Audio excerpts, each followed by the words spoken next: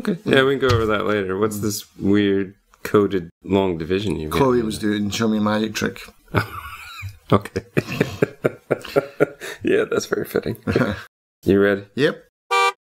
Hello, and welcome to Filling in the Gaps. I'm Justin. And I'm Darren. Today we are going to discuss a movie called Parallel. Now on IMDb, it says Parallel 2018. So this is from a few years ago. However, if you really go into the release dates page, it was released in 2018, but only through typically film festivals. It didn't really become a public for everyone in cinema until 2020. Is that maybe because of the pandemic? Possibly. Maybe that put it off a bit longer than normal. It's been around for a few years, but for us, we only became aware of it very recently. Right. I was able to see this in the cinema. I think this may be one of those that the cinemas went, we need to show something. And there's not a lot coming out. So they showed this. I enjoyed it. I recommended it to you. We found it. And we've now watched it, decided it was worth talking about. The director is Isaac Esban. He is, from what I understand, at least a native Spanish speaker. So his other movies before this, I think this is his first English language movie. Okay. He's done a number of short films and one other film that I already saw the IMDb page and description for and said, oh, we may want to check that out. So depending on how we feel about that one, we may be talking about that one in the future as well. The writer for this one is Scott Blazek. IMDb rating of 5.8 with 1,000 people voting in. Rotten Tomatoes, just not many people have reviewed it. So 85% from the critics, but only 13 have chimed in. And audience, 52%. And again, very low. So fewer than 50 people have left their mark on what they feel this movie is worth. That's interesting. I didn't think it was that bad, like, to get 50-50. No, and I would not... I don't think we would be talking about this today if I did feel it was worth 50-50. This is not the kind of movie I will die on the hill for, like Captive State, but I do think that it's better than that, and I am hoping that just because it is newer relatively, and with pandemic stuff going on at the moment, a lot of people aren't going to the cinema, so maybe when this hits more streaming services or something, then more people will chime in and that will balance itself out. I can understand why people wouldn't like it, but I do like it. I mean, I can understand why people didn't like parts of it, but as a whole, it's definitely not that bad. I've got some issues with a couple of bits, but it's not a bad movie in the end. It has a fantastic opening. Yeah.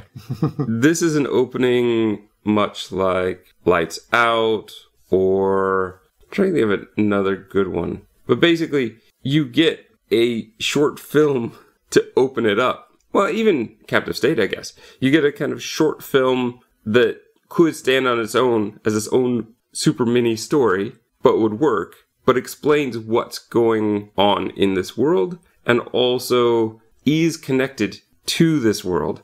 This is where movies like the more recent Escape Room movie that we talked about fail, because they tried to do this, but by showing you a clip from later in the movie. Yeah, from the end.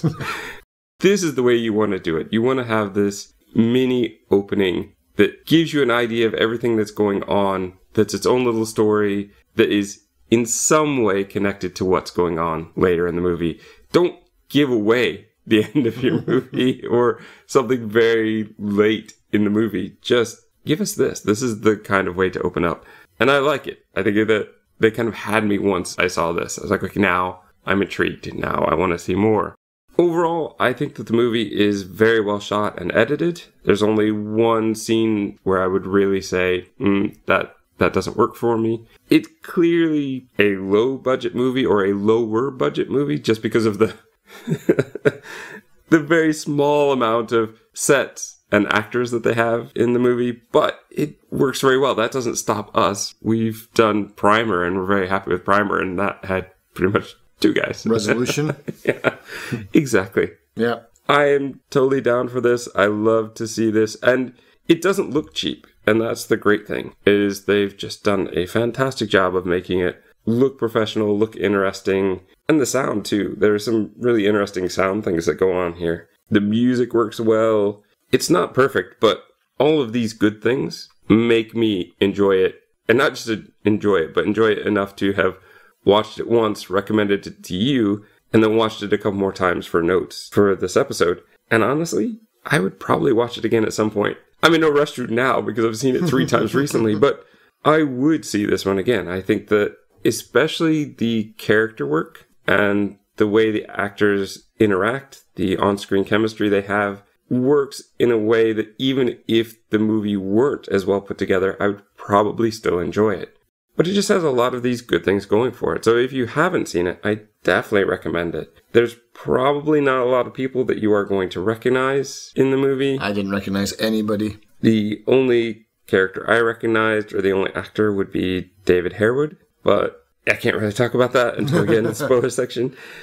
But that's pretty much it. It is an interesting movie. Should we even say what the premise is? IMDb does, and I read that, and it didn't really feel like it. Because you get it within the first couple minutes in that opening, I didn't really feel like it spoiled me. I mean, it's about parallel universes. Yeah, I mean, it is called Parallel. It's in the title, yeah. It's good. As far as doing this kind of movie, I think that it's very good. And I would say before you listen to this, I would definitely recommend give it a chance. But if you have seen it already, or you really don't care about spoilers, well, listen on. But for the rest of you, this is your spoiler warning. Let's get into this movie. There are stupid things in the movie. There are great visuals in the movie, as I said already. There are some vague parts that we could probably fill. And the thing is that I think the thing that I want to talk about the most, hopefully, will be the good story mechanics. Mm-hmm. There are a lot of fantastic little things they do in this movie to really make it feel like you know what's going on, even though it tries to surprise you a few times. Even when it does those kind of things, it just feels fitting because they've set it up. Yeah. The one thing that I would say about it is the movie doesn't try to come off as too smart for you or too intelligent for you. It's got, like you said, it's got a couple of twists, but you do see them coming, and it's not really a huge deal because you've seen them in other movies before anyway, but it doesn't try and do like, ha, I got you, didn't I? It's like, they just kind of throw them in there and like, yeah, you knew that was coming. But right. Yeah, I like that. Or at least something like that was going to happen. Yeah. I mean, it is a movie about parallel universes. There are some things that are just going to have to happen. But no, I love the kind of simplicity of this movie. That was one thing that I did enjoy about it, is that it is a movie about parallel universes, and it's a lot of stuff that we expect to be done that have been done, but they do it in a different way. It's kind of cool. The way they handle some of the simplicity, or making it easy for us to understand, again, just very organic with the way they've set things up. Measuring time in pizza boxes and beer bottles. That is fantastic. But even before that, when they're kind of explaining this, and I may mention this again later, but when they're explaining about the time difference, and they have the diagram. They've got the diagram and all the math, and it could be a little confusing because it happens really fast. But they have Lena, who is a designer, who goes, can you simple it down for the designer? And a couple extra lines of dialogue. And now it's been explained in 2 different ways. Just beautifully done. That really makes it easy for the viewer to understand what's going on without talking over our heads, or without Shane Carruth lots of exposition. that you can't hear. And that works. I really enjoy that. But I think the best thing for me is, again, that opening where we start off. There is a man and a woman. They are doing work in bed with a record player nearby. He looks like he's grading papers or something. She's looking through her photographs. The dog barks, so she goes down to feed the dog. Dog already has a ton of food in the bowl, but yeah, but is waiting to get more. After she feeds the dog, in the mirror, we see this masked figure appear. The masked figure will ask about her husband, make her sit down, says she's bringing a pillow for her back, which I didn't buy for a second. Yeah, that's for your back, sure. And then shoots her, takes off the mask. We see that it is somebody who looks exactly like the woman who was just shot. Well, and then after that, I think, is when she puts the body in the trunk of the car, heads upstairs, and is very lovingly cuddling with her husband and just staring at him. Mm-hmm. And he has picked, of the two pictures, she was saying, which one do you like better? I like the second one. And he says, but they are so similar, I can barely tell them apart. Well, I've got news for you. But this, again, in its own right, could have been a very interesting YouTube short film. Boom. Done. Yeah. I'm glad that they didn't go with just extending this story throughout the whole movie. I was kind of, when I put this on, I was like, I don't really want to watch a whole movie about this couple. So I'm glad it was just the setup for the movie as a whole. It could have been an interesting movie if we'd seen her stuff from the beginning. However, please don't make this prequel. I don't want it. It feels very much like that's something that they could do in the Conjuring universe. That is something they do all the time. Right. I do not want this prequel. That was just to set up the rest of the story. It's done. And I don't want a sequel either. I agree. And I was just by the end, I was like, no. It felt almost like they were teasing that, and I don't want that. No. It's good once. It's done. Yeah.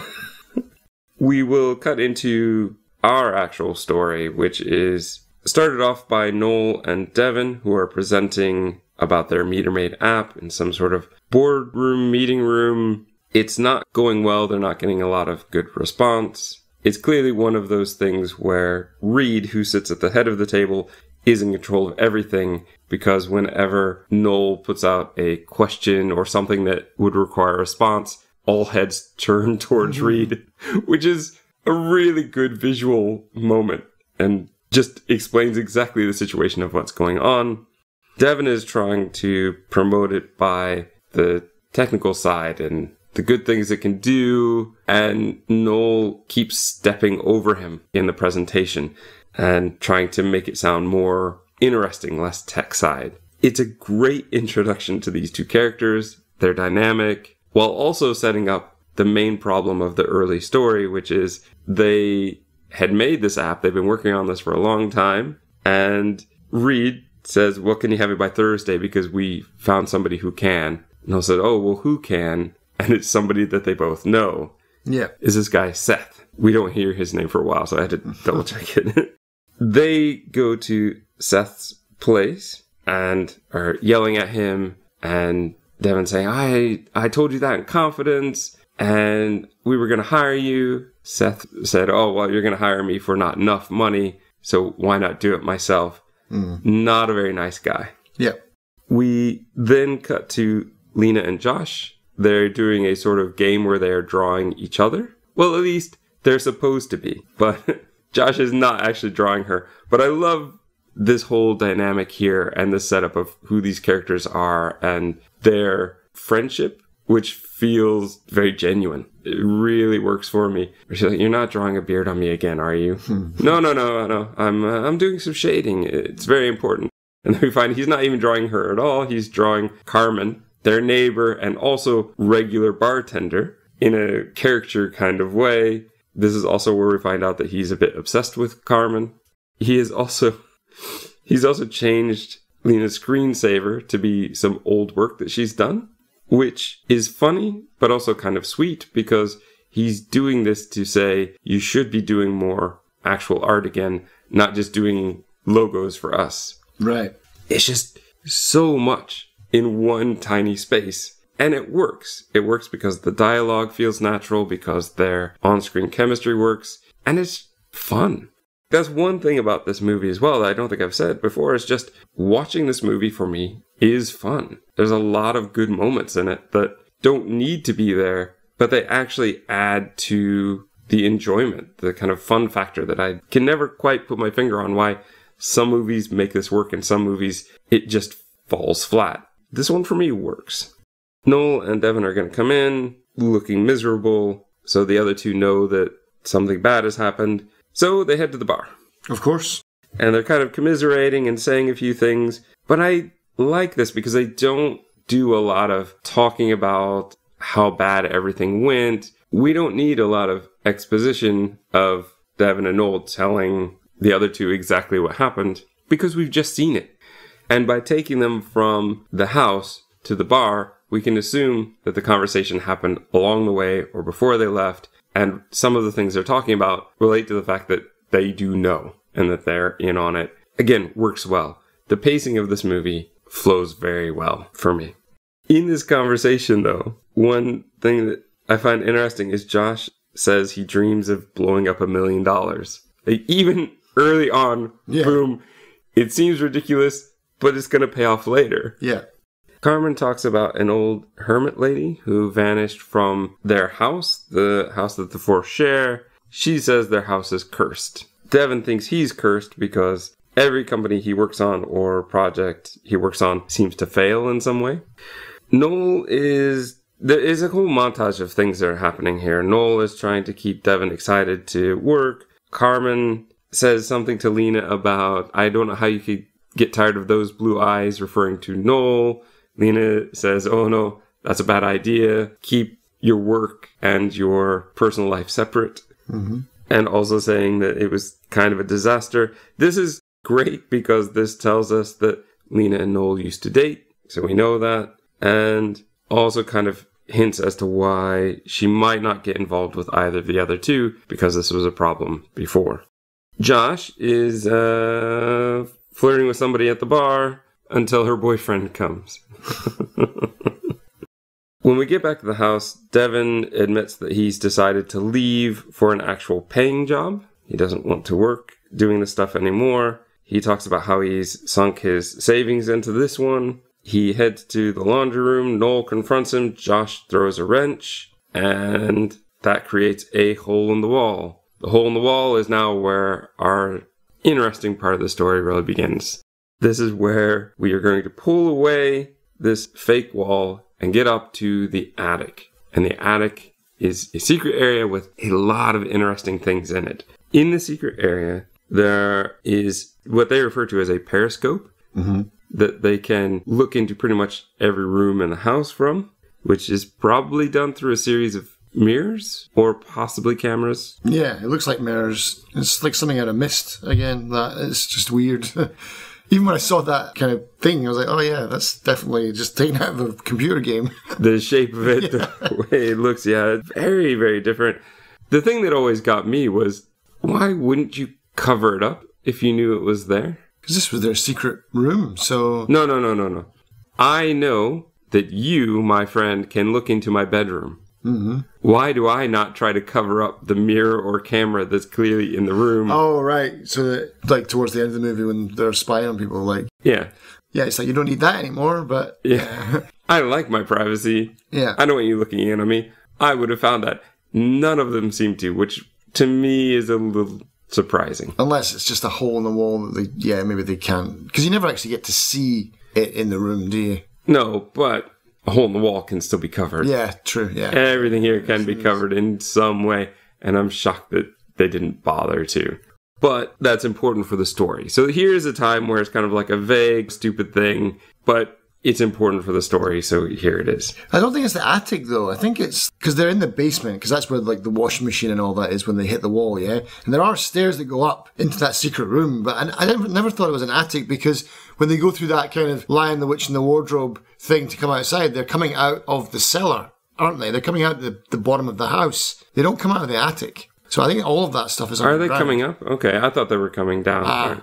Well, here's the other reason I think why I thought that. When you look through the periscope, you're always looking down on the rooms. Right, yeah, it does, yeah. So in my head, it was... Oh, plus, when you look at this room, the way that it is shaped looks like an attic. So I'm still going to lean towards it's an attic. But I mean, that thing that they come out of, it leads onto the ground level, yeah? Yeah, I thought the stairs went down. I didn't think they were coming up. Oh, I see what you mean. But the tunnel or whatever goes down. Their head does, come out like kind of like at the ground. But it doesn't matter. But yeah, it's just like, yeah. The listeners, let us know. Is it an attic or is it a basement? Yeah. So what are we going to do now? Get it downstairs. Yeah. But that's one of the things I just didn't understand about the movie is like, no one found this. Like, I know you can't find it from the inside, but no one found these doors from the outside. Like, oh, where do these go? That is another vague, stupid thing. And I can't imagine that these four wouldn't have found these doors on the outside and go, where does this go? Yeah. Or there's parts where they just leave it wide open, and then when they leave and they go away, it's just like, oh, we'll just leave this open for our doubles to find. Yeah, that's a bit weird. I really feel like they should have. Here's what I think is really happening with the way, and I understand your confusion. I think in real life, this is a cellar entrance. Right. That just happens to be on the house that they've rented to film this in. But I think movie-wise, it's not meant to be. Right. But I think that's also why they haven't, say, made fake doors that don't look like fake doors. Because ideally, it should just look like siding, like the outside of the house. It should be a mystery that you couldn't just see by walking around the house. Right. If those doors existed with these four, they would have tried to get in at some point. Yeah. So you probably, here's a vague part where they should have explained why they had never found their way in before, like it was locked or they were told something by the landlord. Yeah. Or just had a different exit or something like that. Yeah, like some tunnel that pops out in the garden or something. I don't know, anything. Just that kind of, like the bar doors to the cellar doors on the side of pubs, you know, just like from Shaun of the Dead. Also upstairs, there are journals, which come into play later. We find out these are Marissa's, the woman from the beginning of the film. That's right. A lot of pictures and stuff as well. Yeah. Oh, right. Photographs. We have lots of pictures of her Stalking herself. basically, yeah. And even I think Devin says, oh, is she a twin? Because there's a picture where she can see herself in the reflection as well as the person she's stalking. There is a magazine with two slightly different covers, which totally washed over me the first time. I didn't know what was going on with that. But that's so key to what this whole premise, the difference is. And I'm just impressed with how simply they threw that in there. And even with a rational explanation, maybe she was a magazine designer or something like that. And honestly, with the way she was working with the two photographs, that could be her job. Yeah. We also have, of course, the mirror, which is the most important thing. I will say this, they do a very deliberate shot of the mirror to show it from all its angles later in this opening scene where we're exploring this area. It does have a very solid wooden back. I say that because they messed up at the end in a way that really irritates me. There's also just a closet. It looks like it's full of clothes, as well as just random things like a children's tricycle from The Shining. And some other things which again make me think this is an attic because this is where you would store these kinds of things. While checking out that closet, Josh bumps into Devin, whose hand goes into the mirror. They play around a little bit with that. I do want to say this. I love the sound effect for the mirror. Yeah. When it kicks on and when it kicks off, I think is wonderful. I know it's probably a simple effect with just some wire audio, wires being tossed or whipped in a way, but it just sounds good. And the way that when they're trying it out and it's click on, click off, click on, click off, and you get to hear it multiple times, but it just works in a way that I was very surprised by. I didn't notice it so much the first time, but on my second watch, I was like, wow, I really like that sound. And it works very well. One thing that I would have liked for them to try is more angles. They only ever try it straight up and down, and at the angle they know that it works. They don't ever try to lean it back more to see if maybe it could do something else. For me, it looked like it just clicked into place. I felt like it was just like a binary mirror. It was just like on or off. And that might be. It might be where it locks into place. Yeah. Because there would be no actual practical reason to have a mirror that can lie like a table, right? So I could totally buy that one. But it just seemed like, to me, I'd want to try all the angles. Right. And yeah, they didn't do that. But that's not as big a deal because what they do start exploring with it is very good. Everybody is putting their hand in it first, and then phone camera, Devin takes a video, so they know what that is. Josh, after a few beers, decides, whatever, I'm going to go in. Yeah. He goes in and sneaks out to the back, sees all of them, including himself, having a barbecue, smartly takes a video that he can take back to show them. Then they start exploring even more. I think the next thing that happens is when Josh and Noel decide to jump through, but they jump through at different times. They don't see each other, and they come back. They go, well, things are a little bit different.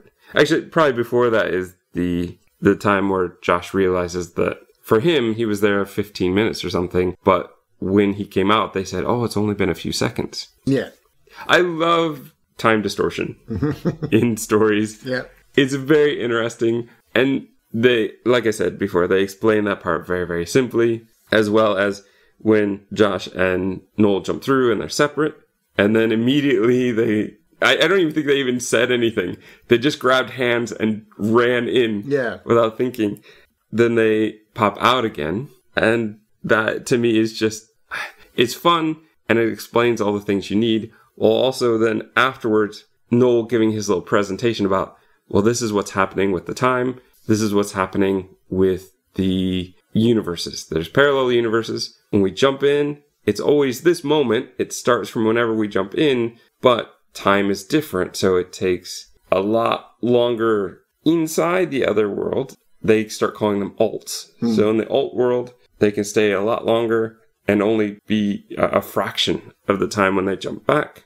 As well as every time they come back, they always come back to their main world. So it's never an issue of, you would think they would at least worry that maybe when they came back, it would not be the same again. Yeah. But they don't really seem to care. But they've set up the rules. They've set up the rules for the world and the way this mirror works mechanically very clearly, and they adhere to that. Yeah, and that's really important for any kind of movie like this. Yeah, everything just gets established, and it's like, that's it. The one thing that I was waiting for, like, I was like, what happens if, can you get stuck between the mirror? And they answer that question at the end. So it's like, yeah, it's like, they did everything. Checked all the boxes. So as far as that goes, very solid. I love the way that they've set up the rules. They've explored it in a fun way. Then they tell us exactly what it is. And now we know, and we don't have to worry about that for the rest of the movie. There's no surprise, ooh, but the mirror can also do this. Yeah, No. The rules are established. It's set. Much like a good puzzle game, it's set the rules, we know what they are, and it follows them. But it's going to play around with them in a few different ways. Yeah, it's how creative can you get with that rule, basically. And that's what I liked about this next part, is because it's not like the Back to the Future thing where they're like, oh, we'll bet on sports games, because they try that and they're like, nah, that doesn't work. Oh, but that's not even the first thing they do. No. The very first thing they do is go, what's our main problem? Yeah. We need to get the app out by Thursday. We can live in this world. Yeah. And they don't even really go into a big detail of, this is our plan. Oh, this is our unfair advantage, saying that they're going to use a lot. And you see Devin ordering 30 pizzas. I'm like, what? What's the problem? I just want 30 pizzas. You get a great montage of Josh and Noel in the world. Like you said, the pizza's disappearing piece by piece. The beer's piling up. Josh's beard grows out. Just lots and lots of clever things they're doing with the fact that you need to order the 30 pizzas now because it'll be seconds or minutes on this end, but it's going to be hours and days and weeks on the other end. And that's just fantastic. I love pizza. Not that much. But every day for 4 weeks, the same pepperoni pizza every time. Where were they going to the bathroom as well? I did wonder about that. I do wonder if the beer bottles had a second purpose. I also wondered if they might be using the periscope to sneak down to the bathroom at night. I think that might be an option. But my point was that, from before, was that they could do all they definitely had the option to do all the regular stuff, but they're like, no, we'll use the time dilation as our source of cheating the system or winning. And they do other different things later as well that are not just like the standard tropes of time travel or parallel universes and things like that. They do get really creative with what they've been given. Yeah, but I love that the first thing they did was something very practical. Yeah. And as soon as there was a time dilation, I went, well, now you've got the time you need. Yeah. And then they followed through with that, and that was great. Yeah, because they could have just gone, well, who cares about the app now? We can try all these other things. Exactly, yeah. But no, they do that. Yeah, they're almost honest in the beginning, or at least most of them are honest in the beginning. Noel and Josh finally get it working. They pop out of the mirror. Lena is basically cuddling with Devin, but quickly moves away when she realizes there are other two guys there. We see Noel confidently in the boardroom again saying, oh, You wanted it by Thursday? How about today? And then I love where the four of them all drive up in a car and toss what I'm assuming is a burner phone. Yeah, I hope it's like, here, have a free phone, because they don't even get it back. That's what I'm assuming is just a burner phone that probably cost $50 or something. And they toss the phone and they say, oh, check with Reed if you want to know more, and drive off. It's a fun little revenge bit. Yeah. And I am okay with that. Seth, of course, is very upset. He won't be able to get his app off the ground now. Never has in the first place. Now, instead of commiserating at the bar, they're going to be celebrating at the bar. They tell Carmen that they did it. They were able to get the app out. Carmen says something to the effect of, but you said that would be impossible. What's going on? What's your secret? And they're very deflecting about it. And she says, well, you can either have secrets or free drinks, but you can't have both, which is a great line. And they choose to have secrets. Yeah. Again, they refer to it as their unfair advantage. Noel says, we found our unfair advantage. There's a geeky quote off, which I absolutely love. I think Noel is the one who says, whoa, I love a quote off as much as anybody else, but we need to focus on what we're doing here. Josh, this is where they're trying things. So Josh tries the lotto. It's a great scene just because the others get all excited and it doesn't work. Yeah. And they're a bit gutted. But Noel says maybe that's not such a bad thing. Maybe there are things that we can do. So the first thing we need to do intelligently is let's get more information. So they start trying to figure out how the universes are identical and what ways they are not. What can they take advantage of? Yeah, I like this part a lot, actually. It's like what they did before with the mirror, where they like put their hands in, and you may think it's like, oh, this is like, you know, baby steps, and we don't need to see this. Let's watch something faster paced, whatever. But it's like, no, this works because it's building something up. And then for this part as well, they're like doing really boring things, like, okay, check all the street names, you know, like see if there's a different street name. They're reading all the history books. Yeah. And it's like, outside of a couple things, it's pretty much all exactly the same. It's like just a choice of words here and this or whatever. And it's not until much later on, not terribly later on, but they finally realize, like, oh, this is what's different, and it makes complete sense. Just before they do start this mission, though, Noel is clearly trying to get Lena to spend time with him. Oh, we should go together. And she's like, no, I think it'd be better if we go alone and see more things. Yeah. They've got a pile of cameras to record everything, which is also very clever because you can't take everything back with you. Josh has a fantastic joke here, which I'm not sure if you caught. He turns to Devin and he says, first one to murder a person wins. And Devin goes, what? But Josh just smiles and like drags him into the mirror. It's just so great. Like, that's what makes this movie fun. They find out, as you said, the geography is pretty much the same. History is pretty much the same. They start referring at this point to alts, which means both for alternate universe and alternate people. There's also a part in the library where Noel is in the same aisle as Lena, and he's clearly watching her instead of reading the book he's supposed to be reading. They're really setting up that Noel really likes her, and she is, I wouldn't say oblivious, but maybe she's tuned it out. Yeah. But here's where it's clever, but it's also incredibly stupid. This is where they start stealing from themselves. I like this part. Yeah, robbing yourself in the multiverse. Especially, I mean, there's infinite people to steal from, right? Yeah. Clearly. So Noel, I'm pretty sure, is the one who does it first. And he's leaving a $300 tip, which Lena is, whoa, $300? And Noel says, it screws my double, but since I'm him, I can tell you for certain he'd do the same to us. Yeah. And this is where I think it's kind of stupid. As a movie, as a story mechanic, it's very clever to steal from all these people. But as a person, to go, oh, well, I'd certainly steal from myself. He would certainly steal from me. Well, aren't you worried about all of the other alts coming after you then? They seem to have zero worry that this will happen for some reason.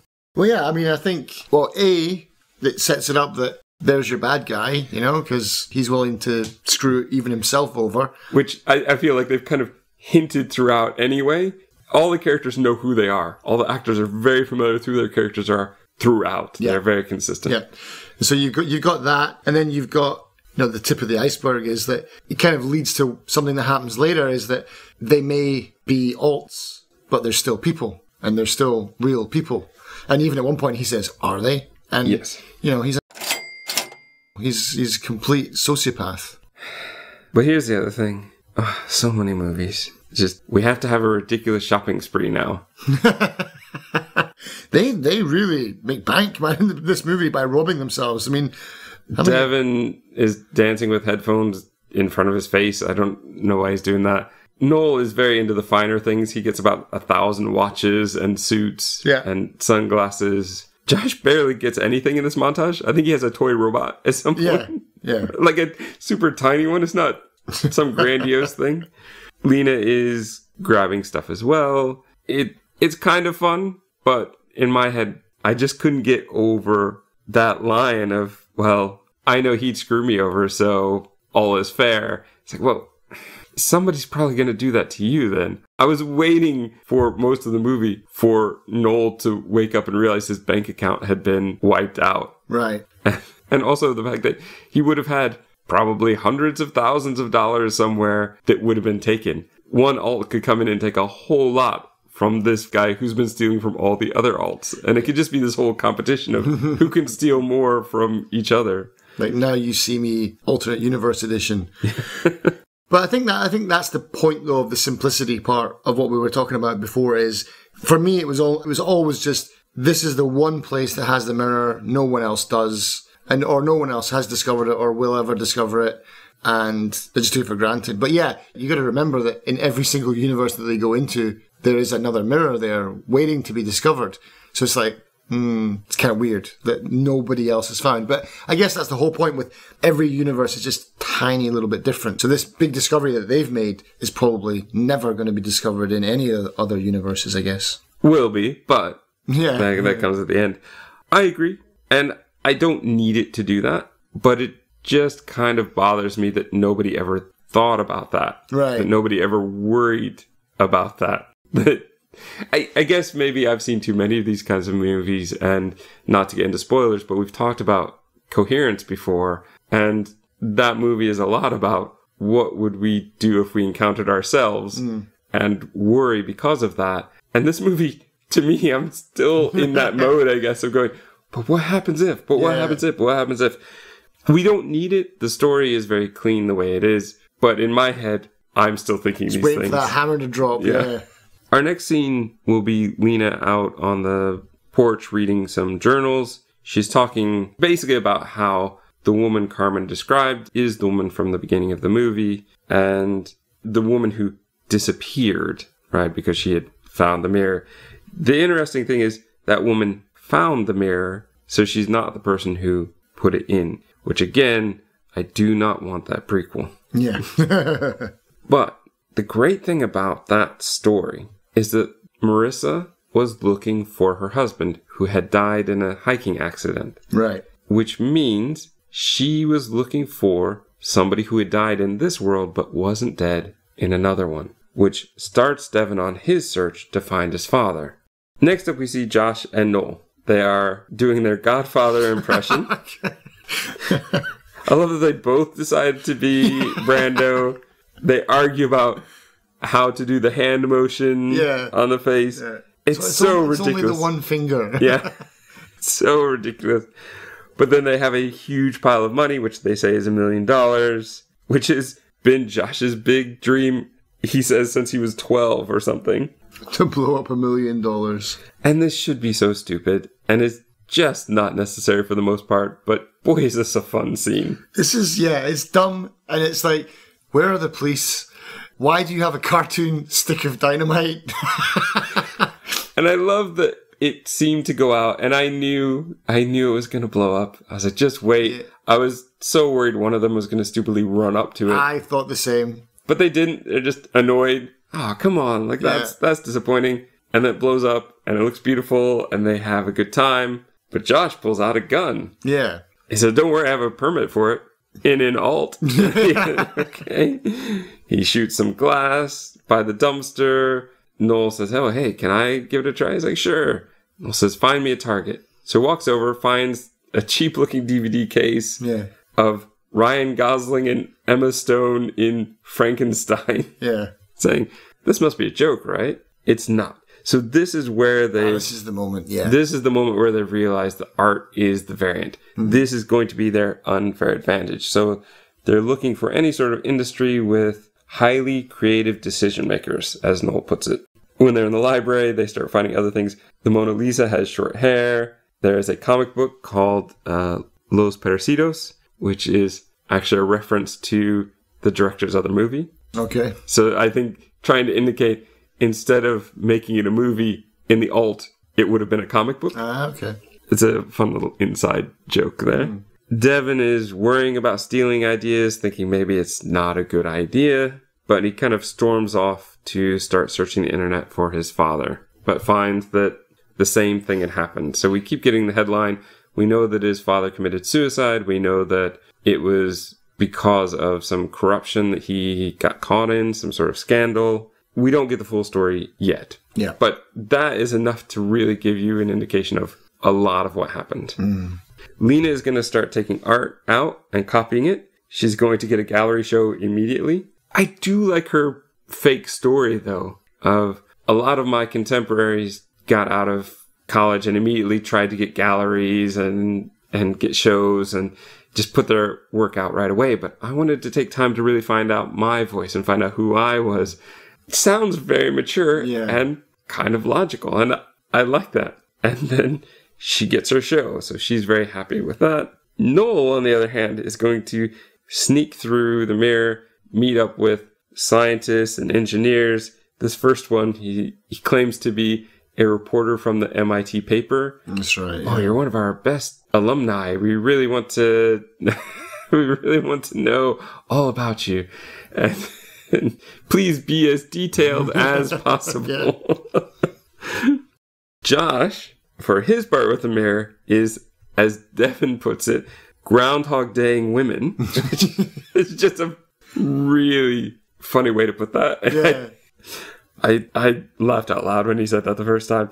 Noel's on TV talking about their company and some of the things that they're doing. It's like, wow, that happened fast. Yeah, yeah.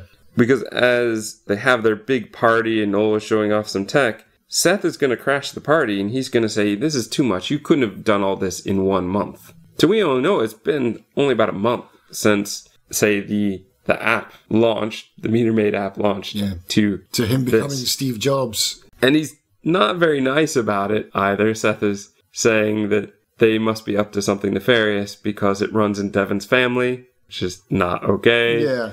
Josh wants to punch Seth, but doesn't at this point. But Seth starts talking about something called Orion Sky, and none of the others seem to know anything about that. Here's a time where they do something very interesting. So one thing I do want to talk about that I don't think I've mentioned yet is the visual cues they give you in this movie are fantastic. When you are in our world, it's more yellows and oranges. It's got kind of a warm filter on it. When you're in the alt, it's a bluish green. It's very cold, and usually the camera is angled in a kind of weird way, and the perspective might be a bit messed with, or it might be a little bit blurry.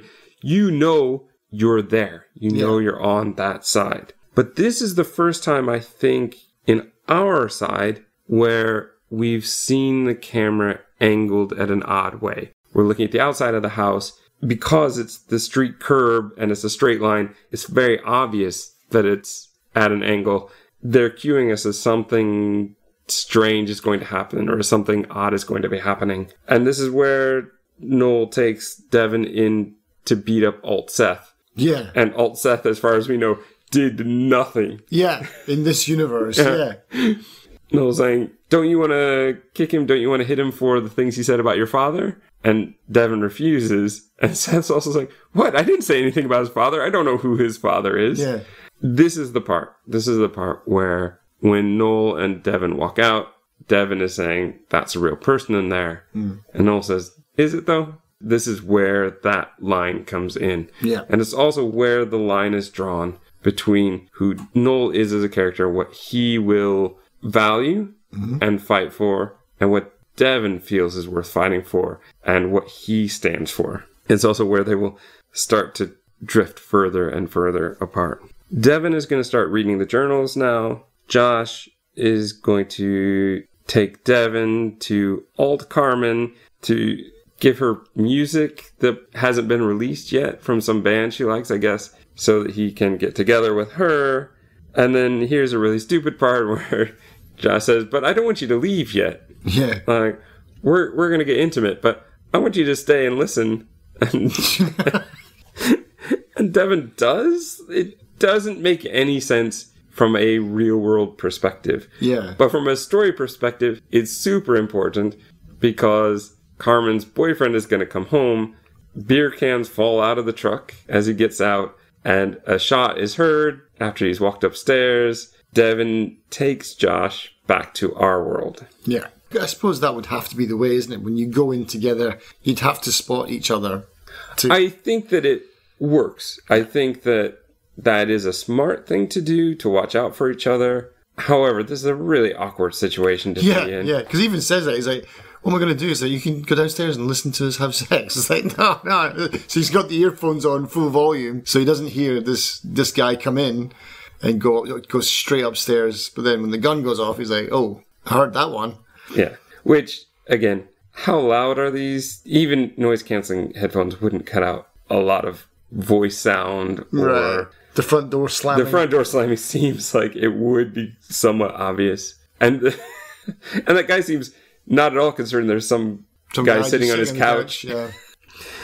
But he brings Josh through the mirror. This doesn't sit well with me. Mm-hmm. Why? Josh has been shot. Mm-hmm. In the leg. In the leg, yes. But clearly a bad shot. Femoral artery kind of shot. That would be my guess, right?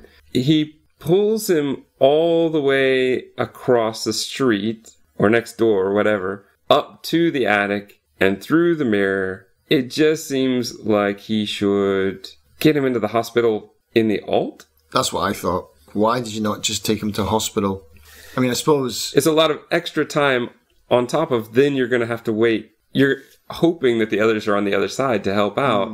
And that, yeah, it just seems like that's not the most practical thing. But I suppose as well, it's like, well, then there would be two of you, and would your ID even check out, and, you know, what would happen? Yeah, it's like, they were here to keep a low profile, so it's like, I get it. They're not going to go to the hospital, they are going to go back through the mirror. I do. I mean, they would probably call Josh's emergency contacts, which would worry income, but I just feel like that would have been the smarter move. Yeah. Especially given what happens. Exactly. On the other side, Lena is freaking out. Noel says he's going to call 911, but clearly does not. Mm-hmm. And it's pretty obvious that he wasn't going to from the second he said, oh yeah, I'll call. Beep, beep, beep. He may as well have just been saying beep, beep, beep. Josh doesn't last very long anyway.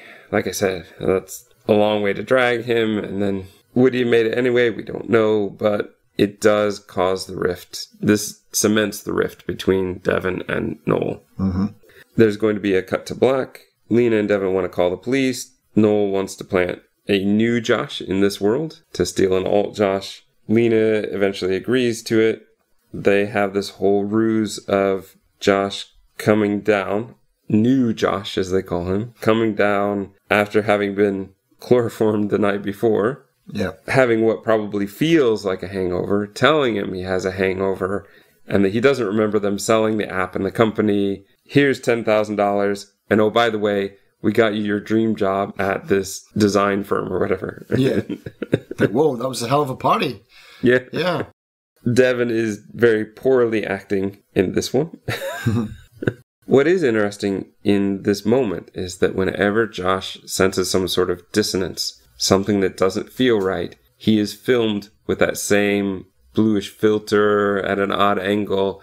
And this they're consistent with. Anytime this character feels something that doesn't seem quite right, this is the way he looks. And it just tells the viewer, this is what's going on. He realizes something is wrong. He's really not from here. And it's great.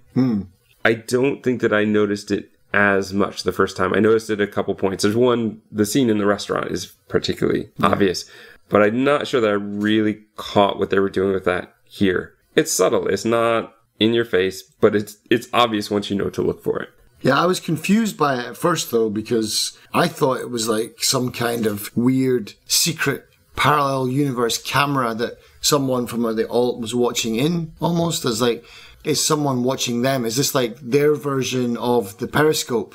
Because it always seems to be when an alt is in the place. So it's like, especially at the end where you get that in the car as well, it's very obvious in the last shot with the car. Because it's an alt that's in the car with him. So it's like, is someone watching them? That's what I got, because it was just like a weird angle, weird light. But yeah, now that you mention it, yeah, it's just maybe just to show unease. Yeah. I think it's for us as the viewer, but I kind of like your interpretation as well. Yeah. After Josh is gone, Devin is going to be looking at pics of Josh and reminiscing. Lena brings him food. Devin basically insults her for copying art, and then he's going to start jumping through a lot looking for his father. That's pretty much all he's doing. Noel convinces Lena to go after her unsupportive father. She's like, maybe it's not a good idea. When's the last time he supported you? Never? Okay, then. I'm not exactly sure what they're going after it for, though. Money? Like, I'm assuming, but I'm not sure how or why or what. This one, I was just a bit baffled. Like, well, what are you doing? I feel like this is something that ended up getting cut. Yeah. That there's a scene here with her and her father that got cut, but we don't have that, so we can't really go on that. Don't really need it either, yeah. It's also in this scene, though, that Noel pulls out a piece of plastic, taps it onto the paper he gave her, and immediately all the text is now in the screen. And he's like, oh, this is a next-gen e-reader. Don't worry about it. I'll show it to you later. Oh, my goodness. What all do you have? Yeah. Josh, we will see at his new job at Stanley Tech, where a colleague is trying to welcome him and say, if you need anything, let me know. But she also lets in the story about the guy who had the job before him. Oh, you didn't hear about him? He made these weird YouTube videos talking about bombs in the building and swore they weren't his. So he ended up getting, I guess he got fired for making bomb threats, essentially. So that's already a bit weird. Noel runs outside in an alt, and he nearly runs into himself, throwing frisbees with Josh. They're just laughing and being friendly. This, I thought, was a very interesting scene just because of how, without this special mirror, he and Josh would still be kind of close and still be kind of friends, rather than the guy who just let him die. Yeah, exactly. Because he was like the one person that was kind of on his side. And yeah, he lost him. We're going to have a scene with Lena where she is talking to Devin. Like, basically, they sort of apologize to each other quickly. And then she says, I know you're looking for your father. This is where we actually get the full story. Devin is from a small town or a small city. His father got caught from some sort of corruption scandal. He went home angry, yelling at him, saying, you've ruined my life, those kinds of things. And his father, right after, commits suicide. Yeah. And Devin says they found his body 12 minutes later, and then immediately goes, I found his body 12 minutes later. So traumatizing and so quick. This is a great quick story, a great bit of quick exposition to say it's not just that he misses his father, it's not just that he loves his father, but he also regrets the last moments he had with his father. We're going to see Josh with more dissonance and blue color as he's looking through something like Facebook at pictures that he does not recognize. Noel is going to be looking through the periscope. He's going to see Devin sleeping and say, oh, he's still sleeping. And Lena says, well, we shouldn't be spying on each other. And they'll say, well, I'm just concerned about my friend. Yeah, I'm just looking out for him. Like, no, you're looking at him. This is also where Noel is going to start planting the seed that Devin always runs when things are difficult. Yeah. One that he kind of sprinkles throughout until it pays off for him later. Noel is also going to show Lena some tech, and I know that this is something you're dying to talk about. Yeah, the syringe that freezes and boils things at the same time. It's basically space vacuum in a syringe. Yeah, you're like, that's going to come in handy later on. Only mildly. It makes a glass of water evaporate immediately. He says that it expands matter at the molecular level, which is clearly not what it does. Well, I mean, I guess turning something into steam is expanding it at the molecular. But what it does later is not that. No. That's what I'm saying. Yeah. Lena is uncomfortable with how Noel is touching her. There's loads of these moments where Noel is being too close and Lena doesn't like it. And this one is just really obvious. But it works well for what the characters are supposed to be going through. Yeah. Noel basically says the future, like this could be the future for all of them. Noel says Devon doesn't get it, not like you. You always dream big. And I'm not sure that Lena really does dream big. She dreamed of having a gallery show, and that's what she got. Yeah. It's a lot of, I think, Noel seeing Lena the way he wants to see her. Yeah.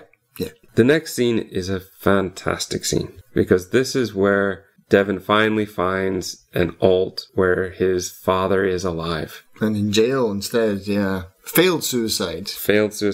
He goes to talk to him. It's a very short scene, but it's a scene where both of them play it very, very well. Who is the guy? I recognize the father. This is David Harewood. This is the guy I said you might actually recognize. Okay, yeah, I do recognize him, but I don't know from what. He's been in a number of shows. Like TV shows, maybe? And also some movies. Like, he's one of those actors. He's had a big career, but as far as in our wheelhouse, not as much of stuff. In this, they sort of apologize without directly apologizing, but I like the way it works. Every line in the scene just seems to work for me. Their delivery of it just really works for me. There's the line where Devon says, like, oh, the things I said to you at the end. And his father says, yeah, you called me a criminal. I only wish you'd said it earlier.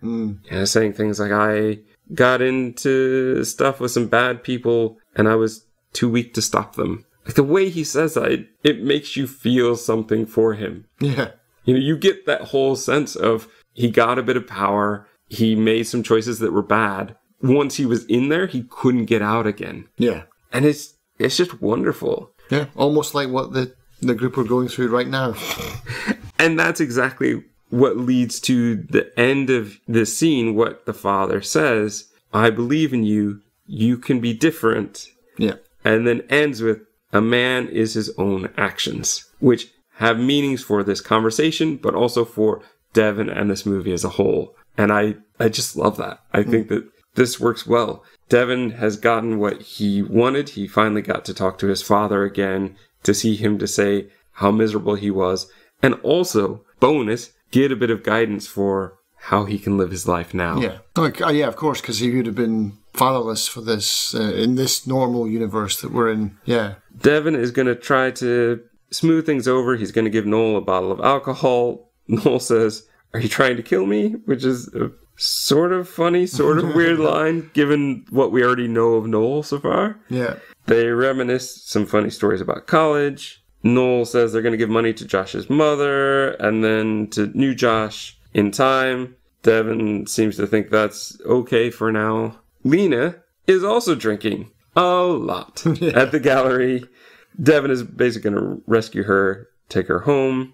Lena is crying, basically. I love that scene at the gallery, actually, where she's getting drunk. She looks miserable. They do some interesting things with the camera work. The only painting that seems to not fit the whole theme is the one that she had as a screensaver that Josh had put up. Yeah, her original work. Her only original work in this gallery. And she pulls a critic guy aside and says, hey, what do you think of that one? Yeah, you don't like it, do you? And saying all sorts of things very loudly and rudely to the people in the room. But I love how she explains the point that kind of cracked her. Like, we don't get to see it, but we are told it. She said that there's a little girl who idolized her, and that just hit home how fake she was being. Devon is going to say, oh, but I do like your art. I've always liked your art. In fact, I have this pamphlet from your university gallery show from 20 years ago or whatever. It's all beat up. I'm like, really? You've kept that in your wallet the whole time? Like, I could see pulling it out of, like, your dresser or something. Yeah. But it has to be in his wallet because we need to see it later. Yes. This is where Devon's going to admit that he liked her, but he didn't move as fast as Noel. They end up kissing. We see the rotating camera and a tree painting on the wall, which is the same as her tattoo. Mm-hmm.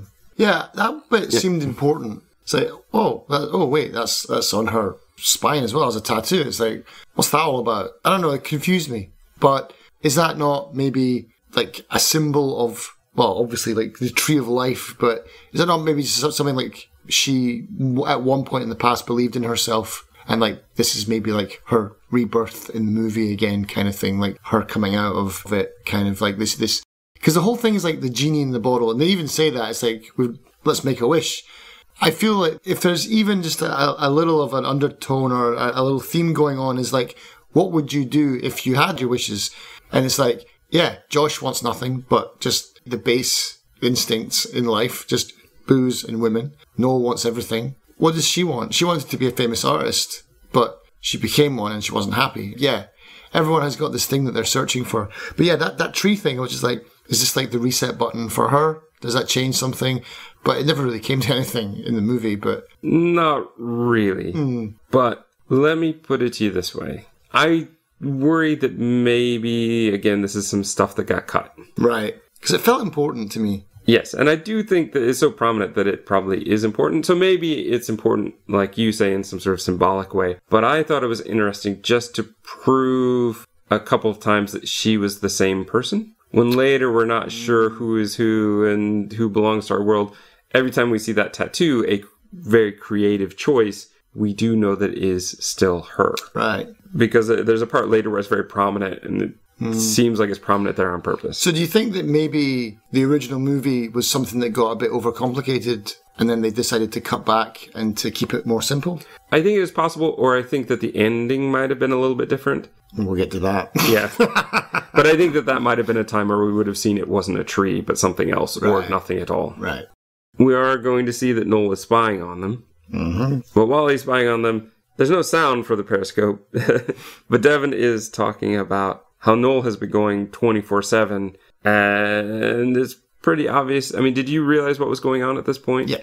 Noel has been using alts to help him, at least one. Yeah. To help him amass, because two can do more than one. Which at one point I was like, at which point it would be interesting to see if you could spot in the movie where the first alt comes in. Like if you can actually, if they've put them in there to be seen, like at what point. Yeah, I do kind of wonder if there's one hidden somewhere that I didn't see. That is one time where they don't really play with the filter, because when we do find that out for sure, it's all done in our world colors. Like they don't really mess with that one. Lena is going to wake up though to a note from Devon saying he can't be part of this and he'll return when he's ready. Noel cutting a tomato. This is some really nice editing of creepy. Yeah. He's just cutting a tomato, but boy, does it seem menacing the way that they've put it together here. He says they're nearly at 40 million and it's time to buy the whole block because we can't have this super secret in a residential area. Yeah. And also, this is where he finally said, hey, Lena, let's be romantic again. Money will make it better. Yeah, I love how she just like openly just laughs about it as well. What? Noel is going to laugh about it as well and say, you're different. Which the first time I didn't know what he was talking about. But that is an important line and it does play off later. There's a great scene of new Josh losing it. Yeah. Lena, this is the part where it's really obvious. We cut direct on Lena. It's yellow. We cut to Josh and it's like blue. And he's talking about these simple little things that you would refer to as probably the Mandela effect. Right? Yeah. Oh, that kid in school, his hair was green, but now it's red in the pictures. And I stared at this book every night as a kid. Callahan doesn't have a G, but now there's a G. Yeah. Really little things, but they work well. And he's like, I can't keep it together. And she's trying to rationalize that. He's like, stop telling me it's just a new job. I know it's something more. I know it's something more. I even found a pistol in my backpack. It's not mine. We're going to then cut to Lena watching Noel put in this super high-tech weird lock. Yeah, like that for me is like that's just something straight out of Half-Life. Yeah, like Half-Life 2, City 17 locks. Lena confronts Noel. She's obviously just relayed what Josh had been saying to her. And Noel's like, he'll get it. He'll be okay. Oh, did he find the gun I left for him? Yeah. I did wonder, though, at this point. I did wonder if they were going to say that living in an alt would drive you a bit crazy no matter what. That you just something physically you couldn't handle it. And that maybe even Marissa eventually couldn't handle it. But that's not the direction they went. No.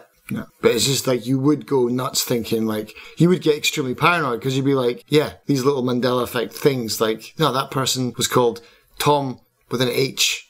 Just weird things don't add up. Yeah. And that works. And that's totally fine. I just, at this point, was wondering if they were going a different direction than they did. Yeah. But no, they didn't. They kept it simple, which, again, I think is probably the smart move here. Yeah. But Lena has realized what Noel did and said, that guy that Josh replaced, did you get rid of him? And Noel says, oh, yeah, sure. She said, you ruined a life. Yeah. And he said, oh, he was a software engineer. His life is already ruined. Burn. What? But it's just such a realization that Noel doesn't just think about alts this way. He thinks about all people this way. Yeah. They are either useful to him or they are not. And if they are not him, then they've wasted their life. Even the ones that are him, are not safe from him. Lena is going to spy on Noel, seeing him throw a phone in the trash. She's going to pull it out, follow the location, finds Devon. She's saying, look, we need to talk about Noel and you need to come back. We need to deal with this. Sees the suitcases, is very upset that he's going to be leaving, and then realizes this is not her Devon. This is an alt Devon. And again, that visual difference suddenly when she realizes who he is just great. Yeah. And she says, you're not going to understand this. You gave this to me. You're not who you think you are, or you're not where you think you are. I've got to go. And she leaves it. And I believe Devon pulls out the same pamphlet. Yeah. He goes, whoa. She's going to head back to see the end of this amazing scene where Josh comes back to the house. He confronts Noel with his gun that he had found in his backpack. And Noel is looking in the backpack. I think it's the same backpack. Realizes the gun isn't there. Yeah. And that Josh has it. They wrestle. Noel gets shot in the stomach. Josh is upset about the whole thing, but then turns and sees a different Noel. And different Noel shoots Josh. So why do you have to make this so complicated? And Noel on the ground says, I've been shot, but it's just in the side. I think I'll be okay. And other Noel with his laser gun. Which is very messy. It's very messy. He says, it'll be easier this way. It's like, there's an easier way than blowing his whole body up across the wall. Yeah. But just as that happens, Lena's going to show up and she's going to see the bodies. Noel says, wait, you've got to see all this new tech. It's not about being rich. It's about being the Thomas Edison of our time. This could be revolutions, right? All these amazing things that he found out. He's got a plan. He says, look, you do art and culture. I'll do the rest. We'll start a new world. We'll split it 40-60. You know, art and culture. It's a weird moment for them to have this joke, but I love that it's there. This is also where he says, look, 10 other Lenas love me. Why don't you? What's wrong with you? And it's also a moment where he clearly just wants what he can't have. He had 10 others that he confessed to that he could have stayed with. Yeah. But no. He wants this one because their smile was just a little bit different. Something was just a little bit different. You know what the big difference thing was, Noel? They liked you. Yeah, exactly. She's going to pretend that she's on his side. Oh, yeah, well, I've missed you now because you have a giant gun in my face. But when, was it like a doorbell or a knock or something? Yeah. And Noel starts to go check it out and he comes back. This is where she stabs him with that needle thing. Yeah. And what does it do? It leaves a red ring on his leg and a puncture wound. Yeah. That's it. I was so annoyed, man. I was expecting his leg to explode. I was expecting his whole body to explode. I was like, this is the end of the movie. This is it. Or his blood to evaporate. Yeah. Something cool's going to happen. Nope, nothing happens. Like, you can't do that to us, man. You can't foreshadow something as being really important and super cool, then giving it to the person and then having it do nothing. Like, God, that was really disappointing. That was a huge disappointment. That's definitely one thing that I would have changed if I could. In an alt, clearly the movie won't have that. Something cool will happen instead. They wrestle. This is the scene where her tattoo is again clearly displayed. Right. So we do know that it's her. I think that even flips over to the painting at one point here.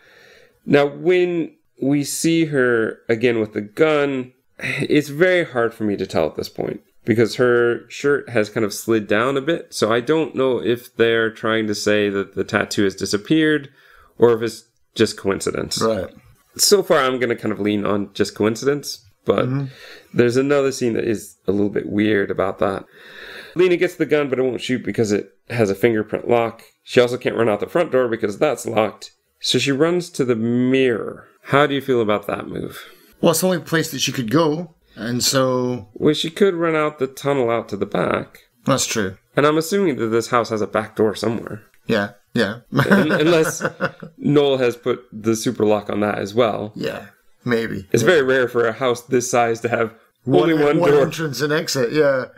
Yeah, I guess if you panic, you maybe go back to there. If for two reasons, one, maybe to escape out the secret line, the witch in the wardrobe thing, or to threaten the mirror, like to say, I'm going to take this away from you instead. Yeah, but she definitely tries to jump in. Yeah, and I would too, because that's the way that's established that you can escape, is... Okay, but here's the problem. If you do that... He's waiting for you when you come back. Yeah, and he can wait about an hour. Yeah, and that's 10 years inside, yeah. So... It's not the best escape plan. Yeah. No. Unless you're planning to live there or something. Yeah, I don't know. Get a weapon and come back with a weapon, maybe. But yeah it just, to me, seemed a weird plan. I thought maybe she was going to try and just push him into it and then lock it closed so he couldn't come back in. I thought that... maybe that is her plan. Maybe that was her plan from the beginning, is to get in, get him to follow her, and then jump to the other side. And if so, that's great. Yeah, I'll give you that. I think that that's a gap that can be filled that works for me. Yeah, this is one of possible endings of two that I have, or three. One is evaporate by the syringe. Two is trap Noel in an alt, and then just lock the mirror, because we've already established that it can be switched on and off. It's just, for me, Noel is totally the guy who will calmly wait on the other side. Right. I would not count on him running through after me to be able to trap him. Or find another mirror, which is also established later on that many of these exist. Or at least more than one. But instead, he captures her. Devin arrives with the gun, or he's found the gun from before. Noel tries to lie and say, "Oh, Lena's gone crazy. She's talking about alternate universes. It's very weird." And Devin basically just shoots him. Yeah. Noel goes into the mirror, and Lena's like, "No, we've got to stop him before he comes back." And this is the one really bad shot in the whole movie, is this slow-mo scene. In my opinion, they should have just let her do it at full speed, or have it be a gradual into slow motion. Right. But it's just so slow of Devin holding the gun and then she running and sliding into it. It just doesn't fit in this movie that has just done very different things visually all the way through. It's a gripe that probably only I have. Probably nobody else is bothered by this, but it just feels so out of place. But at the same time, it's paid off immediately by Noel trying to get back through and then getting locked through. Yeah. The whole shot of him sliding slowly off, and especially the special effects to make up the half body that falls, is one of the most gory and beautiful special effects I have ever seen. It just looks beautiful. If you're into this kind of thing. Beautiful. It's not the kind of thing I'd hang on my wall, but... It's the kind of thing that Lena would. It's the kind of thing she would paint, yeah. But this is an amazing special effects scene. and I love it. And even down to the squeegee sound coming down the mirror. The thing that always gets me is the way that the body falls in different, like there's a leg that falls a bit after, and the body leans forward, and the intestines follow it. Yeah. It's just glorious. I love that so much. And because it's not CGI. But it's not even just that. It looks great. Yeah. It's not like this is some sort of cheap B-movie 80s effect. No. But this looks great. Yeah. So yeah, I was like, oh, this slow-mo scene is pretty dumb. Oh, but that's amazing. Like it was immediately like, okay, well, this balances out in the long run. I love that Devin has a video from our original Devin saying, look, I've got to tell you a story. And he says, oh, I've always been paranoid. I guess it paid off in this instance. Yeah. They're cleaning up the blood. Ew. And then Lena's like, well, we need to break the mirror. Now, when she breaks the mirror, for as much effort as they put into the Noel dying, they didn't put into this, which really irritates me. Because when she smashes the mirror, it's just glass. Yeah. So we can see the siding and the wall and the window through it. What happened to the wooden back that it was on? It's very rare to have just a huge piece of glass sitting there. It doesn't work that way. That's not how mirrors work. But I'll go. This is my third ending. This is the ending that I really was waiting for. I was like, this would be cool if this happens. And it didn't. It's because I really didn't like the real ending of this movie. But what I wanted to see was, so she picks up the axe, she goes to hit the mirror, and she takes the full swing at it, and it just goes ting, and it doesn't break. And then they just look at each other, and then the movie finishes. That's what I wanted. Because that's how cursed objects work. They're indestructible.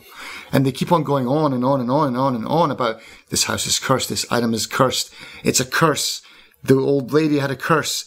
Well, make it a cursed object and just have it that they can't get rid of it and they're cursed. Because that is the thing that I was talking about before. It's like everyone who gets what they want is cursed. She gets her art, but she's not happy. The only one that gets what he wants and is happy is Devin. Everyone else meets their end or some form of depression in Lena's case, or like breakdown. So yeah, it's pretty clear that it's like a magical cursed item. Make it indestructible. Yeah, I don't think they mentioned curse as much as you think they did.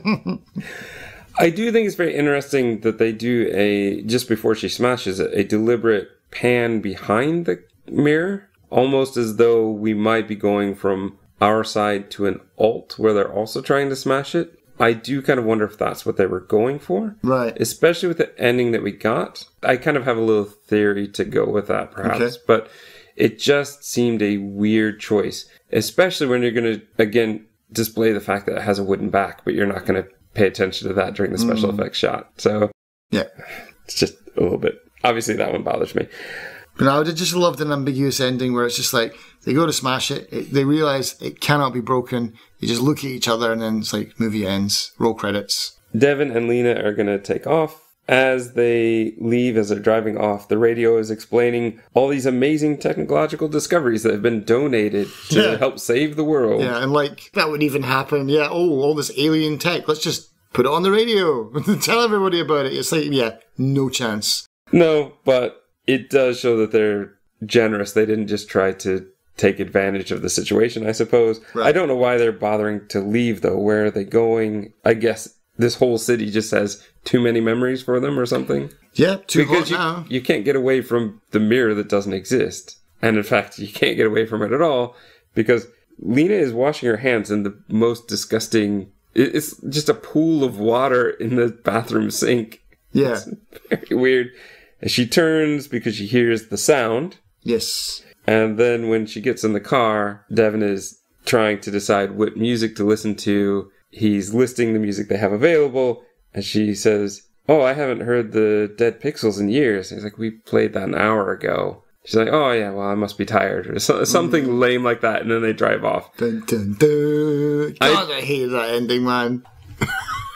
I think they could have saved it, though, if they had just had Devin shrug his shoulders and go, whatever. Like, I don't care anymore.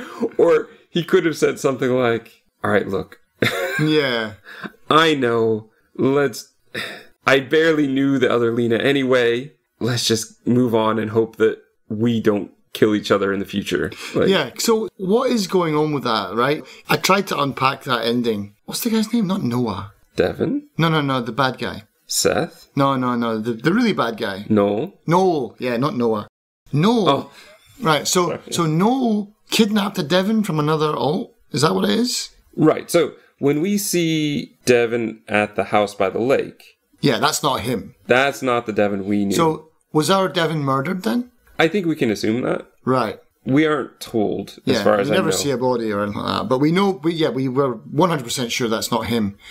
So is that Lena, maybe they were a couple? And is that kind of like a parallel of the beginning of the movie where that older couple she was finding her dead husband to be with him again because she obviously loves him so much she's willing to kill an innocent version of herself to be with her husband again? Is that what this is happening again? Like Lena has now murdered our Lena, so that she can be with her Devon again? Has she been looking for Devon ever since he's gone missing? That is my interpretation. Yes. Because that seems like an awfully short time to find someone in a multiverse, especially through another mirror. I'm not sure these are necessarily from the same parallel universe. I think this just may be a situation where she found a Devin. Okay. Like, Marissa didn't actually find her husband. She found an alternate husband. And I think that that's the same thing here. I think that this Lena had been looking for a Devin. So Devon is dead in many of the alts then. He was murdered. It is possible. I kind of like romantically the thought that they did both end up here. Mm-hmm. I mean, you have to realize that because she kills Lena, none of our original four still exist in our universe, which is very interesting. I did have the suspicion, again, this is just kind of my stupid theory, which is probably not the case, but when they did that weird pan behind the mirror, that it was possibly two different realities that we were looking at, mm-hmm. and that in some way one of those is like both of those Lenas are the Lenas we see at the end, one killing the other for some reason. Right. But that's me really throwing that in there, and I don't think that they've kept it really simple to that point, so why would they really muddy it that much? Yeah. I think there are many other things they could have done, which, as you said, would have been a more satisfying ending. Yeah, I just don't like the fact that so now there's more mirrors. It's like, and they seem to be showing up in gas stations. And if you're going to make a movie like that, this is some kind of alien technology that was planted and they're all in very specific geographical locations. That's why the mirror was bolted to the ground and they have to be angled at a certain angle to work. So there's like an on and an off switch. Okay, then let's make a movie about that.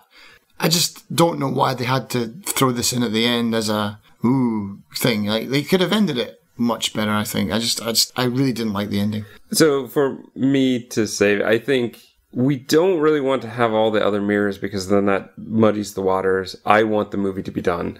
Yeah. I don't want a prequel to this. I don't want a sequel to this. I want it to be done. And so I do agree. I do think, however, my little fix of Devin it seems like he didn't even realize it. And it's like, come on, you've got to realize it. But maybe because of the bluish tint that Lena had at the end, maybe he did notice it, but doesn't say anything, doesn't do anything. It would have been nice, just a line or two. I mean, they're so good at concise dialogue.